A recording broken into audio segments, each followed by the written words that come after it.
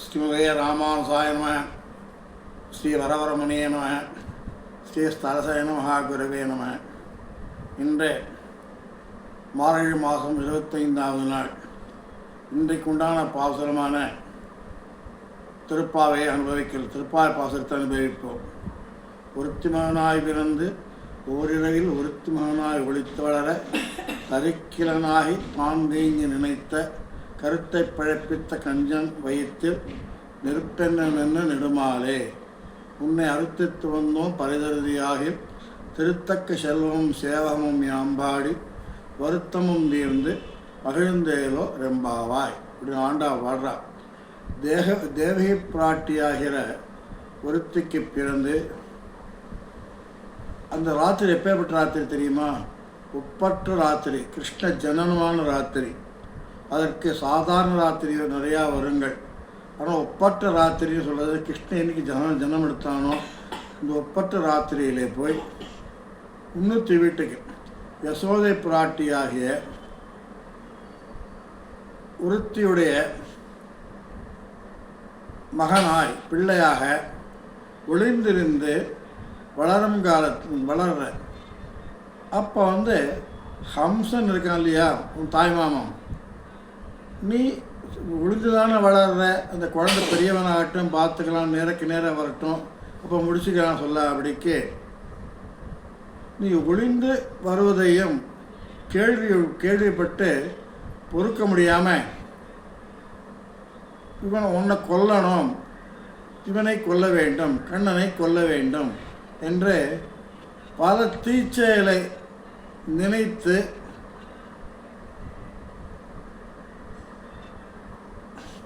எல்லாம் நினைத்து கொண்டிருக்கா கம்சன். அவனுடைய எல்லா தீச்சையிலையும் அந்த எண்ணத்தையும் வீணாக்கி ஹம்சனுடைய வயத்தில் நெருப்பை பாய்ச்சின மாதிரி, ஈயத்தை பாய்ச்சி குத்தின மாதிரி இப்படி இருக்குது, இரும்பு பாய்ச்சி உள்ளே சொரிக்கிற மாதிரி எப்படி கையில் சொரிக்கிற மாதிரி இருக்கும், ஈயத்தை பாய்ச்சி காதல் உரிக்கினா போல சொல்லுவாள். சாதாரணமாக அவன் சொல்கிற சொல்கிறதுக்கு இல்லையா, யாராவது சுடுசொல் சொன்னான்னாக்க, கெட்ட கடுமையான வார்த்தைகளாக சொன்னான்னாக்க அது சாதாரணமாக என்ன சொல்லுவாங்கனாக்க, இல்லை காதல் ஈயத்தை பாய்ச்சி குத்தின மாதிரி இருக்க அப்படின்னுவான். அது சுடு சொல்லுவான். அப்பேற்ப கஞ்சன் எப்பேற்பட்டவன் ஹம்சன், கடுமையாக இவன் பிறந்த குழந்தை கொண்டுட்டு தான் மறுவேலை அப்படின்னு நினைக்கிறதுனால ஹம்சனுடைய எண்ணத்தை பயத்தில் நெருப்பு இந்த பயாகினி பயாகினின்னு ஒன்று இருக்குது, பயத்தை உண்டாக்குறது. கோபாகினின்னு ஒன்று இருக்குது. அப்புறம் இவாள்லாம் ஹோமம்லாம் பண்ணுவாள், அது ஹோமாகினி, அக்னிஹோத்திராகினி, அது ஹோமாகினி. அக்னிகள் பல விதங்களில் இவனை பயாகினியை வயத்தில் உண்டாக்கினான் கண்ணன். உன்னை இவ்வாறு பயாகினி உண்டாக்கணுன்ட்டு நாங்கள் கேட்டு வந்திருக்கோம். எங்களுக்கு வேண்டியவற்றை நாங்கள் யாசித்து உங்கள்கிட்ட வந்திருக்கோம் கண்ணா. இவ்வாறு ஒரு ராத்திரியில் பிறந்து யசோதைக்கு பிறந்து இந்த ஒப்பற்ற ராத்திரியிலேயே நீ இன்னூற்றி வீட்டுக்கு போய் நீ வளர்ந்து வர்ற. அது கேள்விவிட்ட ஹம்சன் பொறுக்க மாட்டாமல் என்னை கொல்லதை பலவிதமான தீங்குகளை உண்டாக்குறான். அந்த தீங்குகளை அழித்தவனே, உன்னிடம் நான் ஒன்று கேட்டு வந்திருக்கிறோம். நாங்கள் யாசித்து வந்த தனியை கண்டிப்பாக எனக்கு கொடுக்க வேணும். அது மட்டும் இல்லை, திருத்தக்க செல்வமாக அப்படிங்கச்ச எப்படி இப்போ எனக்கு செல்வம் தெரியுமா? பிராட்டியம் ஆசைப்படத்தக்க செல்வம் அப்படின்னு பாட்டுக்கு ஒரு பிராட்டிக்கு என்ன செல்வம் தேவை? அவளே செல்வ பெருந்தகை, அவளே பெரிய ஆடு, செல்வமே அவள் தான், அவளே செல்வம். பிராட்டி மறுபேர் செல்வம். அவளே ஆசைப்படுகிற ஒரு வஸ்து என்ன இருக்குன்னா, உலகத்தில் ஒரு வஸ்து இருக்குது. என்னது? பெருமாள். அகலையில்லே நிறைமென்று அலமையில் வங்கை வாங்குற மாதிரி பெருமாளை காசப்புடைய உலகத்திலே ஒரு பெரிய செல்வம் பெருமாள் தான். அதனால் அவனைத்தான் ஆசைப்படுறான். அதுதாங்க அவள் ஆசைப்படத்தக்க செல்வம்னா என்ன? நீ எங்களுக்கு வேணுங்க மறைமுகமாக கேட்குறா. அதில் உட்காந்துட்டு நாங்கள் எங்கள் தூக்கத்தை தேக்கி எங்களுக்கு தருவாயாக அப்படின்னு கோபியோட இந்த பாசுரம், ஒருத்தி மகனாபிருந்து இந்த பாசுரத்தில். அதாவது நீங்கள் பறையன்னு கேட்டு வந்துருக்கீங்களே, நீங்கள் என்ன சொல்கிறீங்க? மங்களாசாசனம் நீங்கள் பறை கொள்வான் என்றும் நான் இன்றையா வந்து ஒன்று கொண்டு கான்ட்ரடிக்டாக இருக்க ஸ்டேட்மெண்ட்டு ஒன்றும் சரியாகவே இல்லையா, எனக்கு புரியவே இல்லையா நீங்கள் என்று கேட்கச்சா அவள் சொல்கிறா, அப்பான பறைன்னு கேட்டது சாதனம், ஒரு சாதனதே பறை. அந்த பறையை வியாஜ்யமாக அதே ஒரு காரணமாக கொண்டு நாங்கள் உன்னிடத்தில் ஆசித்து வந்தோம்னாக்க உன்னையே ஆசித்து வந்தோம். அதான் திருத்தக்க செல்வம், பெரிய பெரிய பிராட்டி ஆசைப்படக்கூடிய செல்வத்தை நாங்கள் உன்னிடம் ஆசித்து வந்தோம், உன்னையும் ஆசித்து வந்தோம் அப்படின்னு அவள் சொல்கிறா. இப்படி சொல்லும் பொழுது ஒருத்தி மகங்க வந்து ஒருத்தி தவம் செஞ்சு தவம் 2 பேர் தவம் செஞ்சுருக்கா. தவம் செஞ்சு 4 பிள்ளைகளை பெற்றான். தசரதன், ராமலட்சுமண பரத சத்ருகணன்னு 4 பேர் தவம் செஞ்சு ஒத்தனை பெற்றா. யார்? தேவகி வசுதேவன், யசோதை, நந்தகோபன் 4 பேரும் சேர்ந்து ஒத்தனை பெற்றா. அவன் 4 பேர் பெற்றது ஒத்தன் பெற்றது 4 பேர். அவன் தசரதனை கண்ணனுக்கு இங்கே இதான் ஒரு வித்தியாசம். அதாவது பெற்றெடுத்த தேகப்பிராய் இப்படி ஒருத்தி மகன் சொல்லுகின்றீங்களே அப்படின்னு சொல்ல முடியுமா அப்படின்னா, அதாவது தன்னுடைய புத்திரனை எப்பேற்பட்டான் தெரியுமா? அவன் எம்பெருமான் தன்னோட புத்திரனான ஒரு சேதனனை தேர்ந்தெடுத்து அவனை தன் அவதாரங்களுக்கு பிதாவாக கொண்டு அவன் அவதாரிக்கின்றான் அப்படின்னு சொல்லணும். மகன் ஒருவர்க்கில்லாத மாமேனி மாயன் மகனாம் அப்படின்னு கிருஷ்ணன் சொல்கிறான். பெருமாளுக்கே இந்த வார்த்தை தான் இது. நீ எவ்வளோ அவதாரம் எடுத்தாலும் ஒரு சேதனனை தேர்ந்தெடுத்து அவன் மூலமாக இருக்கின்றான் அப்படின்ட்டு சொல்லுகின்றார்கள். தேவகி புத்திராய கிருஷ்ணாய அப்படிங்கச்ச இந்த வேதமும் தேவகி தேவகினி பிறந்தாய் அப்படிங்கிற சொல்கிறது. பிறந்தலைன்னாக்க தூணிலே தோன்றுறது, ஆணைக்கு உதவுகிறது, அவ்வாறு செய்யாதபடிக்கு ஆவிர்பாவம் செய்யாதபடிக்கு கர்ப்பவாசம் பண்ணி பிறந்தான். மகனாய் பிறக்க வேண்டியவள் என்ன நூற்றாளோ வந்து நமக்கு பிறக்கிறதெல்லாம் நமக்கு குழந்தை பிறகு கர்மவசியம், கர்மத்தினால நாம் பிறக்கிறோம். இவன் பிறக்கிறது கிருபாவசியம். அதாவது கர்மத்தினால பிறக்கிறத பூர்வ கர்மாக்களை அனுபவித்து ஆகணுக்கு அதுக்கு அவர் நீங்கள் தேர்ந்தெடுத்து கர்ப்பஸ்தானத்தை தேர்ந்து கர்ப்பவேலை தேர்ந்தெடுத்து நான் பிறந்து பூர்வஜன்ம கர்மாக்களை கழிக்கிறதுக்காக பிறக்கிறது, நம்ம கர்மவசத்தால் கழிக்கிறது. இவன் எப்படின்னாக்க கிருபாவசியனாக இருக்கப்பட்டான். அவன் ஆச்சரியத்தை தேர்ந்தெடுத்து இவர்களை தான் பிறக்க வேண்டும், கிருபை மூலமாக அவன் பிறக்கிறான். அவன் அதாவது என்ன சொல்கிறது, இவன் பகுதா விஜாயத்தை, நான் பல பிறப்பு பல யுகனிகளை நான் பிறக்க நீ எப்படி பிறக்கிறாய் நானும் பிறக்க பகுதா விஜாயதைங்கிறான்.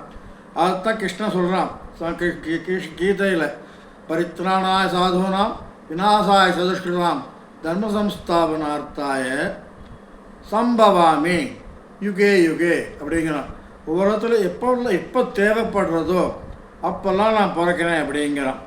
ஆழ்வார்னு சொல்கிறது நம்மாழ்வார், பிறப்பில் பல்வருவி பெருமாயன் அப்படிங்கிற நம்மாழ்வார்னை பார்த்து.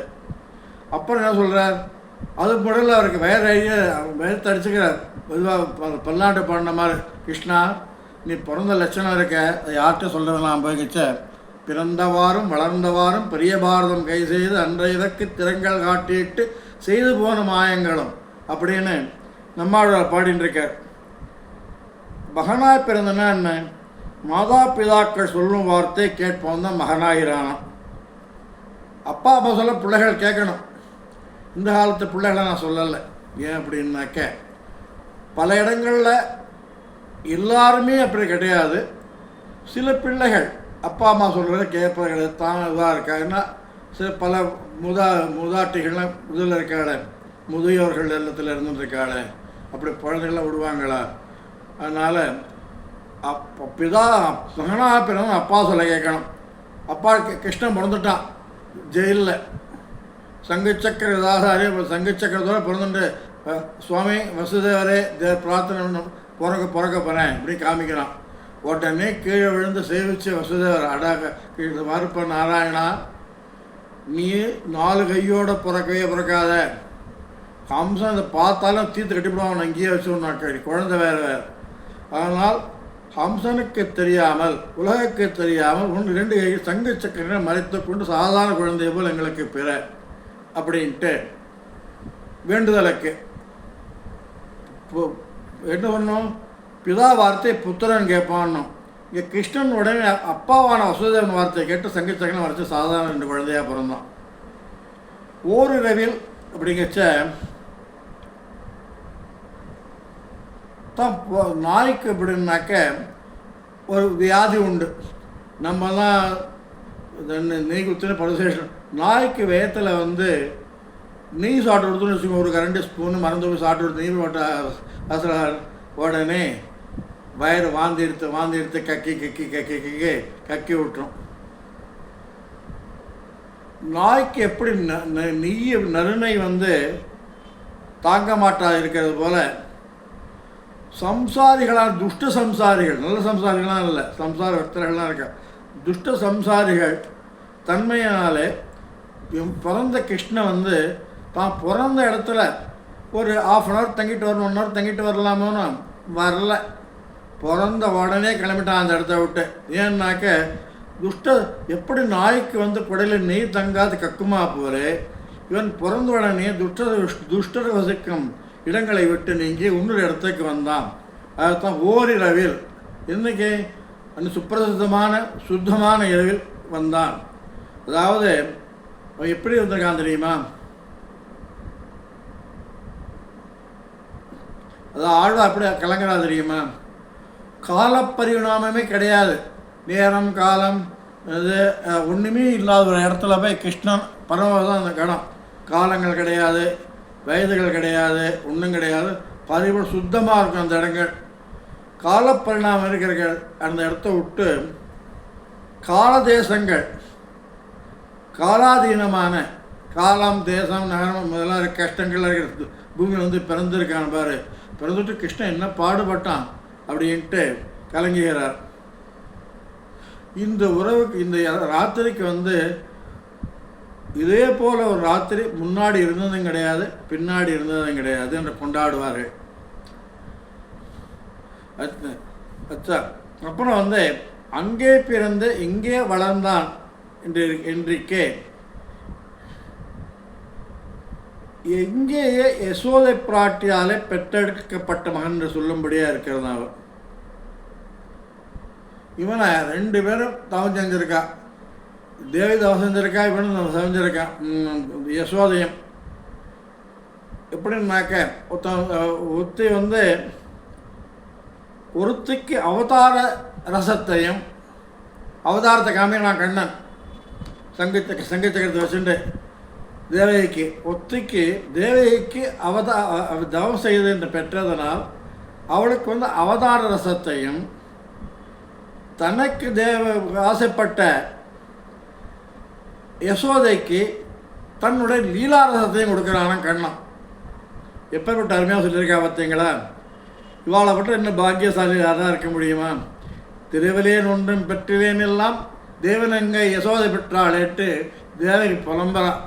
கிருஷ்ணா, நீ கூடின விளையாடின, அடித்த, அப்பா மூஞ்சியை பார்த்த, அம்மா மூஞ்சி பார்த்து முளைக்காமலாம் வருடின்னு உட்காந்துண்டு, அப்புறம் பால் இந்த பால் மாற்றி குடித்த, இதெல்லாம் எனக்கு கிடைக்கவே இல்லையடா. இது தெய்வன் இன்னைக்கு எத்தனை பாக்கியத்தை யசோதான்னு பெற்றிருக்கேன்னு தேவகி புலம்பல்னு அருமையான பாசுரம் அருளி செயல். கண்டிப்பாக எல்லாம் படிக்க வேண்டிய பாசுரங்கள் இது. அப்புறம் ஒருத்தர் கேட்குற சுவாமி பட்டத்தை கேட்குற, ஒருத்திக்கு மகனாக பிறந்த ஒரு குழந்தை இன்னொருத்திக்கிட்ட முளைப்பால் குடிக்குமோ? எனக்கு குழந்தை பிறந்திருக்கு, இன்னும் திரும்ப முளைப்பால் குடிக்கலாமா? எப்படி முடியும், சாத்தியமாகும்? அப்படி பட்டர் சுவாமிகிட்ட கேட்குறார். அவர் என்னைக்கு சொல்கிற, அவளுக்கு முளை கரவான் என்றதாகில் சாரி அவளுக்கு மலை சுரக்கிறது, மலை சுரக்கிறது. அவளுக்கு மலை சுரவான் என்று சுரக்கவில்லை என்றதாகில் இவன் அழுது முலையுண்டானாகில் உமக்கு என்ன சேதம் சுவாமி அப்படின்னு கேட்குறான். அதுக்கு அர்த்தம் என்னன்னாக்க, ஒரு குழந்தைக்கு ஒரு சொல்வா யோகமாயை இவளுக்கு புத்திரியாக பிறந்தா, அந்த புத்திரி இடம் மாதிரி போயிட்டு ஹம்சன் சிறைக்கு போனால் அப்படின்னு விருத்தாந்தம் ஒன்று இருக்கு. அந்த விருத்தாந்தத்தை சொல்லாமல் அவளுக்கு மேலே சுரக்கச்ச அவள் சுரக்கலை. குழந்தை பிறந்த அடுத்த நிமிஷம் குழந்தைய பார்த்து உச்சி மூந்தானது குழந்தை பால்லாம் சுரக்கும். அவ்வாறு இல்லாபடிக்கு குழந்தை பிறந்த உடனே கிளம்பிட்டார் பரஸ்தானம் சின்ன ஊர் கிளம்பிட்டார் யசோதை வீட்டுக்கு. அப்படி போகச்ச இவளுக்கு மலை சுரக்கலைன்னா என்ன, யாரை பார்த்து கொஞ்சம் அவளுக்கு மலை சுரந்துருக்குன்னா அவளுக்கு யோகமாயாக பிறந்திருக்கா. அவளுக்கு குழந்தை ஒன்று பிறந்ததுனால இல்லை, அப்படிக்கு எந்த ஒரு குழந்தைய ஒரு தாய் உச்சி வந்தாலோ அவளுக்கு இவன் அழுது பிறண்டு யசோதையிடம் பால் உண்டான் முளை உண்டான் ஆகில் அதில் உமக்கு என்ன அதில் கஷ்டம், அதில் சாப்பிடலாமே அது பற்றியும் சொல்லலாம். அப்புறம் குழந்தை பிறந்ததுனாலே யசோதைக்கு பால் சுரக்க யோகமாயா பிறந்ததுனாலையும் அவள் வயத்தில் ஜனிச்சா யோகமாயா. அப்புறம் தான் இங்கே வந்தா, நான் ஹம்சன்ட்ட கிருஷ்ணன் எங்கே போய் நெல் அடிக்க வரப்போறான்ட்டு.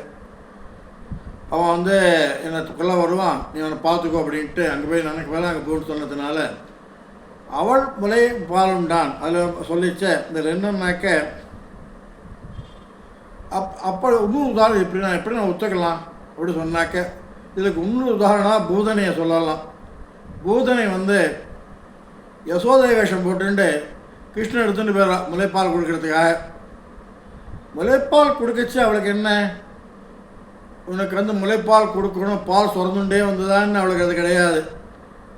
கிருஷ்ணனை கையில் எடுத்துக்கொண்டு தாயஸ்தானத்தில் அவனுக்கு நஞ்சு தடவைய முலையை கொடுக்கும் பொழுதும் அவளுக்கு பால் சுரந்தான். அதான் சொல்கிற.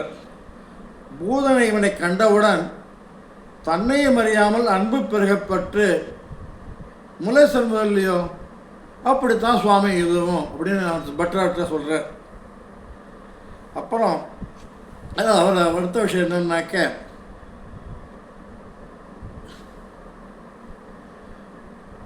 ஒருத்தி மகனாய் பிறந்து அப்படிங்கிற ஒருத்தி பேர் சொல்லாமல் ஏன் பேர் சொல்கிற அப்படின்னாக்க, ஹம்சன் செத்து போயிட்டான். ஹம்சன் இறந்து பல நாள் ஆனாலும்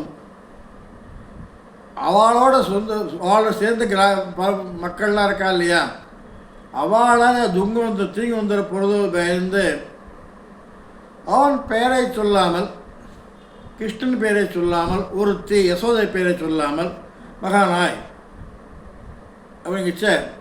ஏன் சொல்கிறேன், அதாவது சொன்னால் யசோதை பிறந்தா, யசோதை தேவிகிட்ட பிறந்தான், யசோதைகிட்ட பிறந்தான் அப்படிங்கிற பட்சத்தில் அப்படி சொன்னால் அப்படிங்கிற பட்சத்தில் இவர் தீங்கு வந்துடுமோன்ட்டு சொல்லாமல் நம்ம நம் பெரிய ஊரை ஒரு தீனு பாடினாலாம் யசோதைன்னு சொல்ல அப்படிக்கு பேசுகிறோம். இதுக்கு விருந்தம் ஒன்று நம்மாழ்வார் பெரியாழ்வார்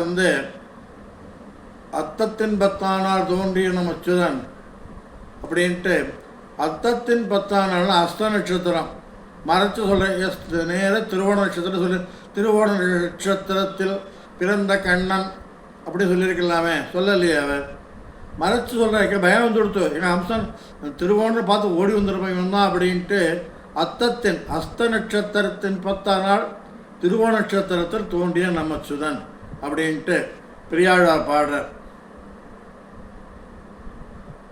அப்புறம் ஒளித்து வளரங்கன்னாக்க, பிறந்த இடத்துல தங்க முடியல இவனால்,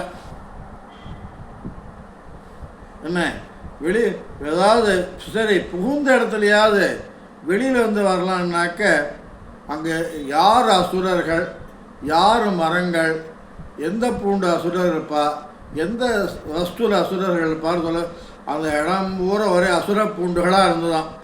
அதனால் ஒளித்த வளர அவனை வெளியில் போகாதன்னு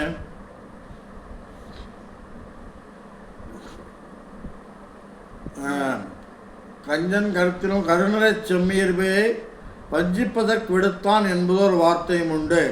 முஞ்சவள் மணிமாட வல் திருவள்ளர் என்றாய் அஞ்சுவன் நீ அங்கனுக்கு அழகனை காப்பிடவாராய் அப்படின்ட்டு பெரியாழா பாசுறோம். பாரு தெலுங்குபோடு ஆடின்னு இருக்காத, ஹம்சன் இப்போ தான் ஒரு பேயை அனுப்பிச்சிருக்கு, கருநிற செம்மையர் பேயான், கருநிற செம்மையர் பேயை அனுப்பிச்சிருக்கான். அந்த புத்தாங்களையும் பார்த்துருக்கோம், அங்கன்னு பார்த்துருக்கோம், வயிறு இடிச்சு உட்காந்துருக்கோம். எப்போ எந்த அவசரம் எப்போ வருவான்னு தெரியாது. அதனால் உள்ளே வந்து அப்படி பொத்தி பொத்தி பொத்தி பொத்தி எனக்கு கிருஷ்ணன் வளர்த்தாளாம். அதாவது தரிக்கிறனாகி அப்படிங்கச்ச ஹம்சன் வந்து சின்ன பையன், கிருஷ்ணன் இப்போ தான் பிறந்திருக்கான். நம்மளும் ஏகப்பட்ட சைன்யங்களோடு இருக்கும், ராஜா ஏகப்பட்ட படைபலம் அத்தால் பலமும் இருக்குது நம்மக்கிட்ட. குழந்தை வளரட்டும் அப்படின்னு இல்லை அப்படிக்கு தரிக்கலனாகினும் காத்துருக்கா அப்படி குழந்தைகளோட காத்துருக்கா அப்படிக்கு தன் மனத்தில் எனக்கு கொள்ள வந்து ரொம்ப தீமைகளாக நின்று தளர்த்துண்டு பூதனை, சகடன், பகாசுரன், அப்புறம் இவன் விருத்தாசுரன் ஒவ்வொருத்தரையாக அனுப்பிச்சுட்டு இருக்கான் கொல்றதுக்காக, வாழை பார்த்து கொள்றதுக்காக. அதாவது பூதனி அலோட்டத்துக்கு இவன் விஷயத்தில் வந்து என்ன, இவனும் தன் விஷயத்தில் மனப்பூர்வ அபச்சாரம் கிருஷ்ணன் எப்படின்னாக்க எம்பெருமான் எப்படின்னாக்க ஒருத்த செயல்களால் அபச்சாரம் பண்ணால் திணிக்க மாட்டான், விட்டுருவான். அவன் மனத்தால் உபசாரம் செய்கிறான் இல்லையா, தன் விஷயத்தில் மனப்பூர்வம் யார் அத்தனை அபசாரம் செய்கின்றானோ அவனை விடமாட்டான், கண்டிப்பாக தண்டிச்சிருவான். என்ன சொல்கிறான், உன்னை சிந்தையினால் இகழ்ந்த இரணியன் அகல் மார்பங்கீண்ட அப்படிங்கிறார். என் உன்னை கோளறியே என்றார் நம்மாழ்வர். அதாவது ஒருத்தன் பெருமாளை வந்து ஒருத்தனை எடுத்துக்கணும்னாக்க அவன் பக்தி மட்டும் போகிறோம், உச்சி மாத்திரம் போகிறோம் அவனை எடுத்துக்கிறதுக்கு, பெருமாளத்தோட சேர்த்துக்கிறதுக்கு. அவனை விளக்கிறதுனாக்க சாதாரணமாக நெஞ்சத்தில் துவேஷம் யாருக்கு இருக்கோ அவனை தீர்த்து கட்டிவிடுவான். அதாவது கஞ்சன் தீங்கு நினைந்தன தீய புந்தி கஞ்சன் என்றால் பெரியாழ்வார்.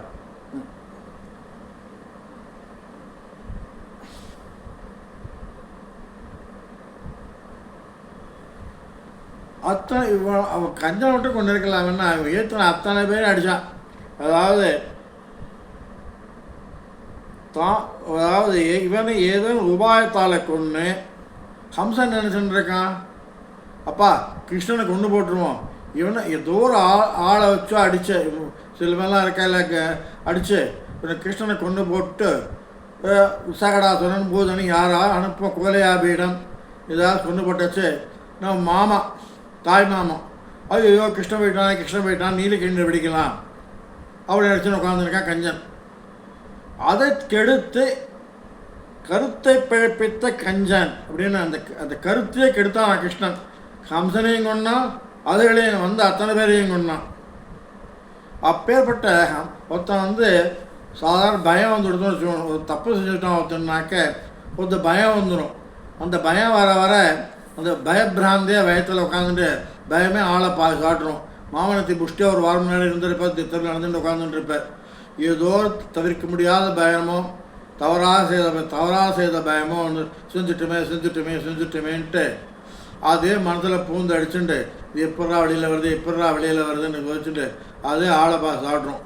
கிருஷ்ணன் பிறந்துட்டான், கிருஷ்ணன் கொல்லப்போறான்னு வந்து இது எப்படியா முடிச்சிடணும், நம்மளை கொல்றதுக்கு முன்னாடி நம்ம கிருஷ்ணனை கொண்டுடணும் அப்படின்ட்டு இருக்க வந்து வயத்தில் பெரிய பயாக்னியாக தீயாக இருந்தானா. அதாவது நெருப்பு எப்படி சொல்கிறா அப்படின்னாக்க இவன் பிறந்துட்டான் இப்போ பிடிக்க போகிறான், அது தெரிஞ்ச விஷயம் எல்லாருக்கும். ஆனால் இது எப்படி சொன்னாக்க ராமாயணத்தில் ஒரு இதோட ஒப்பிடுறா பெரிய சுவாமி ஆச்சாரியர்கள்லாம்.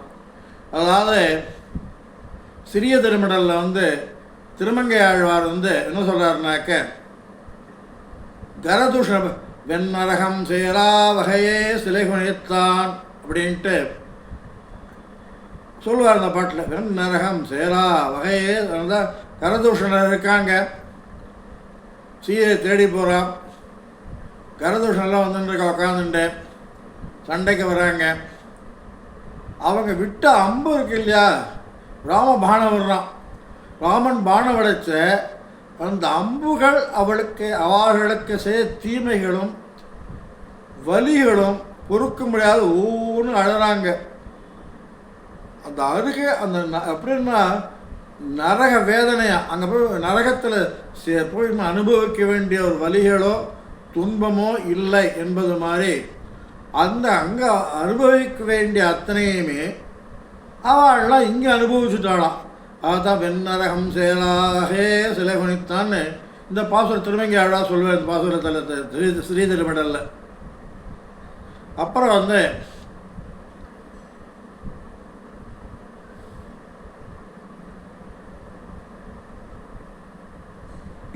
அதாவது இப்பேற்பட்ட செயல்களை செய்யறதுனால இவனே சர்வாதிகன், இவனே எல்லாம் செய்யக்கூடியவன், சகரா அப்படின்ட்டு இன்னொரு பேர். மால் என்றதுனாக்க அதுக்கு இன்னொரு பொருள் உண்டு. திருமால் அப்படின்னா மால் அப்படிங்கிற இடத்துக்கு அன்புடையவன், பெரியவன் அப்படிங்கிறதுக்கு ஒரு அர்த்தம் ஒன்று உண்டு. அப்புறம்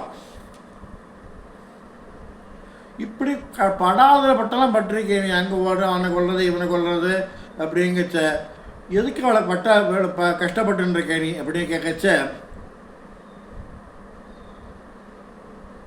அடியார்கள் பக்கத்தில் அடியார் பக்கத்தில் உள்ளவனுக்கு தீர்க்கமான வியாமோகம், பிரீத்தி, வியாமோகத்தினால் என்று இப்படிப்பட்ட கஷ்டங்கள்லாம் யாருக்காக? அடியார்களை ரட்சிக்கணும், அடியார்களை காக்கணுங்கிறதுக்கு தான் பட்டு இருக்கான்ட்டு சொல்லுகின்றார்கள்.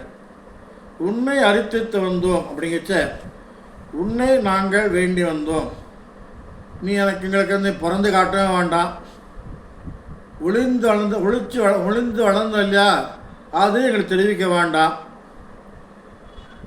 முன்னூற்று சகடாசுரன், பூதனைகள், ஹம்சன் இவ்வளோ கொன்னை அவளை போல் மாதிரி கொன்று காட்டும் எங்களுக்கு வேண்டாம். இப்போ இருக்கும்பொழுது உன்னை வேண்டி வந்த எங்களுக்கு நீ உன்னையே காட்ட வேணும், அதுதான் நாங்கள் வேண்டி வந்தது, நீ தான் எங்களுக்கு வேணும் அப்படிங்கிற. பறையெல்லாம் வியாஜியம்தான். பறை என்ன சாதனம், சாதனத்தால் அடையக்கூட பலன் என்னன்னா நீ தான் எங்களுக்கு வேண்டும் அப்படின்ட்டு உன்னை அறுத்து வந்தோம் அப்படிங்கிறார்.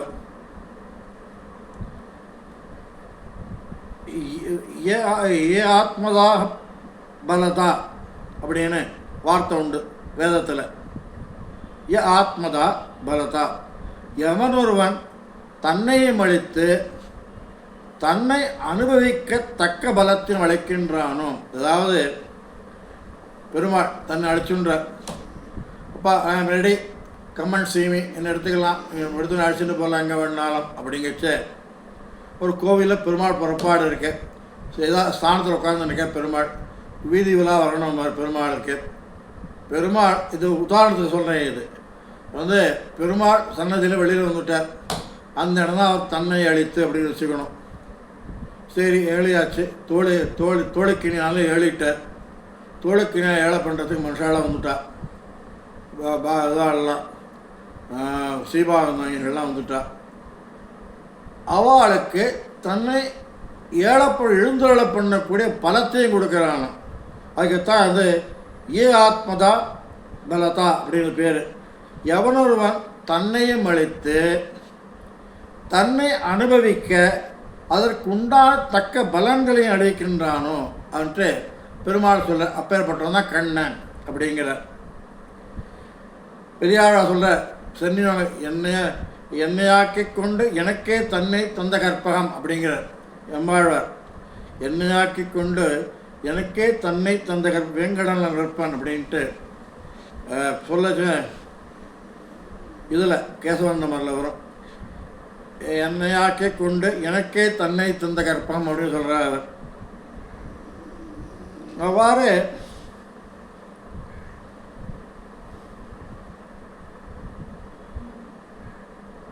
உண்மை ஸ்ரீவைகுண்டத்தில் இன்று உன்னை எதுக்கு அழைச்சிட்டு வந்தோம், எவ்வளோ தூரம் வந்திருக்க பற்றி எங்களுக்காக நீ ஸ்ரீவைகுண்டத்தில் வந்து அசத்மாக்கி அசத்மமாக்கி கொண்டு நீ ஸ்ரீவைகுண்டத்திலேருந்து நீங்கள் வந்தது எப்படி தூரம் வந்திருக்க? ஸ்ரீவைகுண்டத்தினின்றும் இவ்வளவு தூரம் வந்ததை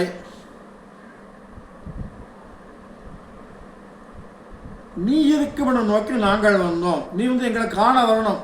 வந்துட்ட ஸ்ரீவைகுண்டத்திலேருந்து அந்த இருக்குமிடம் தூரம் வந்துட்டுருக்க இதுக்கு.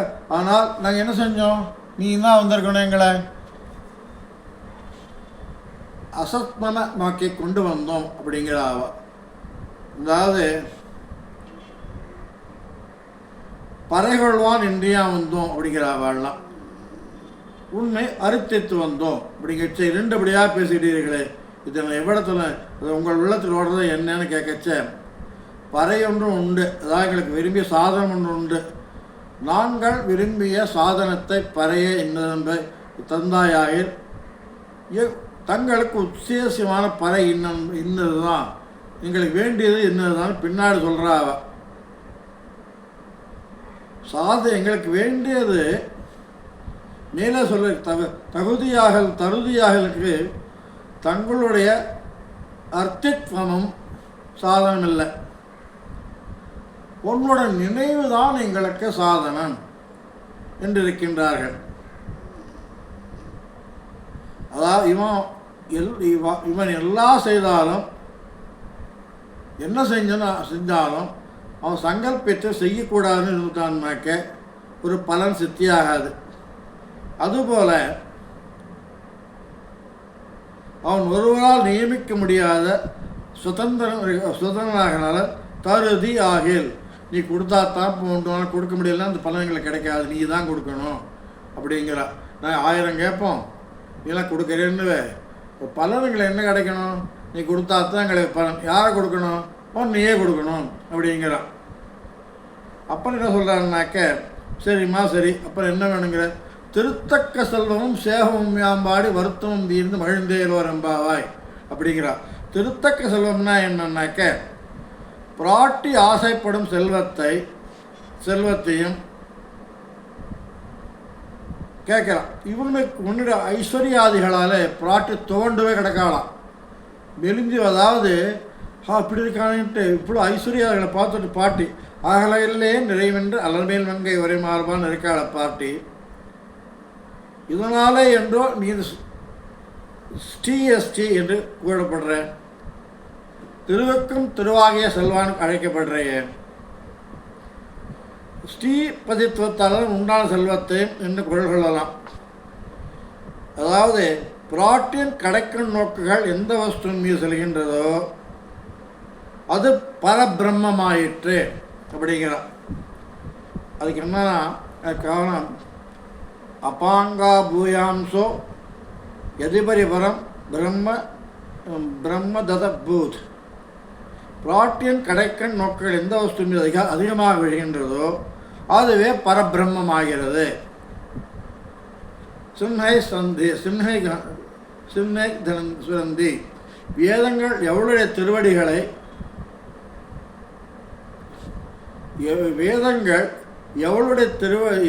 திருவடி அடையாளங்களை முராரியன் திருமார்பில் கண்டு பரத்வத்தை விசாரத்தை முடிக்கின்றன. இதுக்கு அர்த்தம் என்னன்னாக்க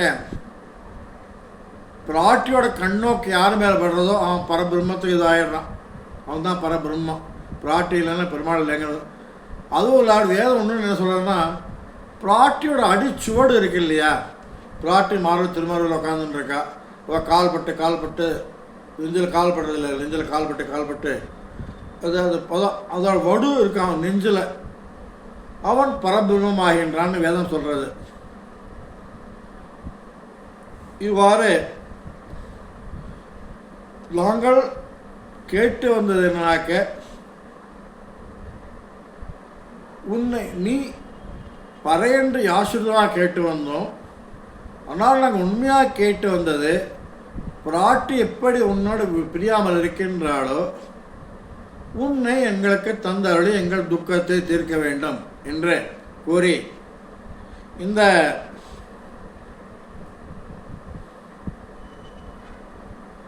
பாசுரத்தையும் மகிழ்ந்திடுவோம் என்று பொருள். மகிழ்ந்து என்கிற சேவகம் வச்ச அடுத்தடுத்து அறுத்துட்டு வந்தோம் அப்படின்னு சொல்லலாம். அப்பா உன்னை அதாவது இன்னொன்று சொல்கிறேன் எப்படின்னாக்க வருத்தமும் தீர்ந்துன்னு வார்த்தை சொல்லுவாவ. உன்னை புரிஞ்சு பலகாலமும் நாங்கள் பட்ட துன்பங்கள்லாம் தீர்ந்து உன் குணங்களை பாடி மகிழவும் பெறுவோம் அப்படிங்கிறான். அதாவது விஸ்லேஷ துக்கம் தீரவும் பெறுவோம், நீ பறைதறியா உன்னை கொடுத்தாயாகில் என்று கூறுகின்றார். அவ்வாறு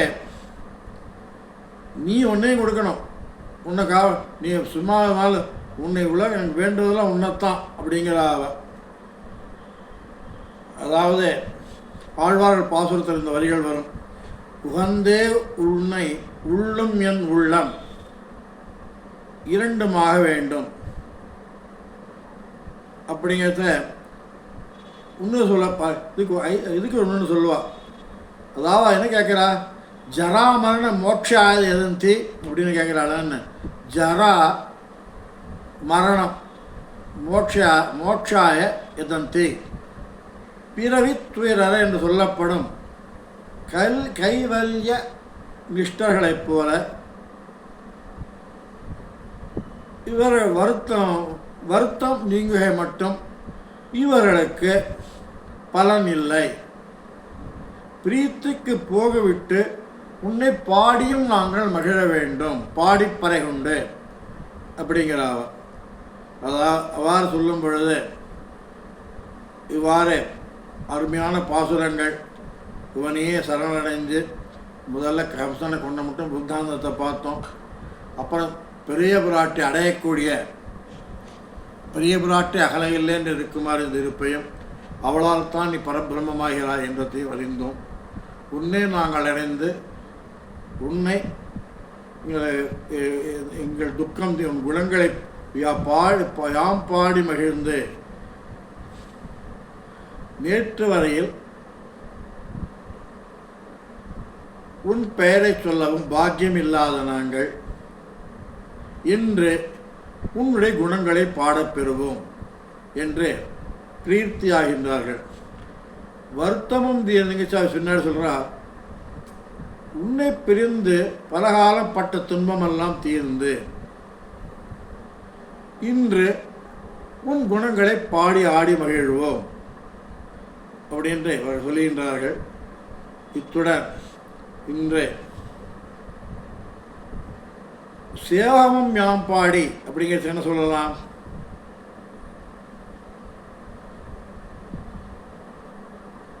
இப்படி இதுக்கு இப்படி பொருள் கொள்ளணும். சேவகம் பாடுதலால் விரோதிகளால் உண்டாக வருத்தமும் தீருமா. அதாவது செல்வத்தை பாடுவதனால மகிழ்ச்சி உண்டாகும். சௌரிய வீரியாதி குணங்களாகிற சேவகம் பாடுதலால் விரோதிகளால் உண்டாக வருத்தமும் போகுமா. மகிழ்ந்திடுவோம் என்று பொருள் கொள்ள வேணும். இருக்கு சேவகமும் யாம்பாடி வருத்தம் வந்து இருந்து மகிழ்ந்து உன்னை அறுத்தத்து வந்தோம் என்று இவ்வாறு பாடி பொருள் கொள்ள வேணும். ஆகையால் இத்துடன் இன்று 25வது பாசுரமான ஒருத்தி மகனாய் பிறந்து முடிந்துவிட்டது. ஆண்டாள் திருவடியிலே சரணம், ஆழ்வார் பெருமா ஆசாரிய திருவடியிலே சரணம். அடியே கார்பங்காடு ஸ்ரீனிவாச ராமானுஜதாசன்.